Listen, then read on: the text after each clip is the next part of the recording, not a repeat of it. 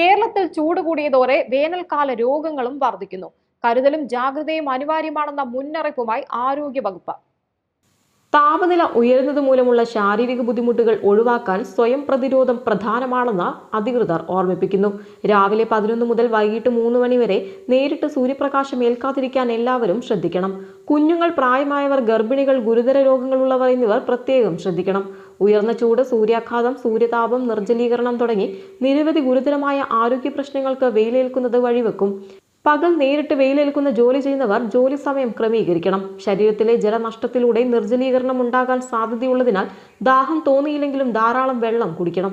ശാരീരിക അസ്വസ്ഥതകളോ ബുദ്ധിമുട്ടുകളോ ഉണ്ടായാൽ ഉടൻ ചികിത്സ തേടണം. തുടർച്ചയായി വെയിലേറ്റാൽ സൂര്യാഘാതമോ സൂര്യതാപമോ ഉണ്ടാകാനിടയുണ്ട്. വളരെ ഉയർന്ന ശരീര താപനില, വേഗത്തിലുള്ള ഹൃദയമിടിപ്പ്, വറ്റിവരണ്ട ചുവന്ന ചർമ്മം, ശക്തമായ തലവേദന, തലകറക്കം, ഓക്കാനം, ബോധക്ഷയം എന്നിവ തോന്നിയാൽ ശ്രദ്ധിക്കണം. എന്തെങ്കിലും ബുദ്ധിമുട്ട് തോന്നുന്നവർ തണലിൽ മാറി വിശ്രമിച്ച് ധാരാളം വെള്ളം കുടിക്കണം. അടുത്ത ആരോഗ്യ കേന്ദ്രത്തിലെത്തി ചികിത്സ തേടണമെന്നും അധികൃതർ പറയുന്നു. ഇതുകൂടാതെ വേനൽക്കാല രോഗങ്ങളെക്കുറിച്ചും ബോധവാന്മാരാകണം.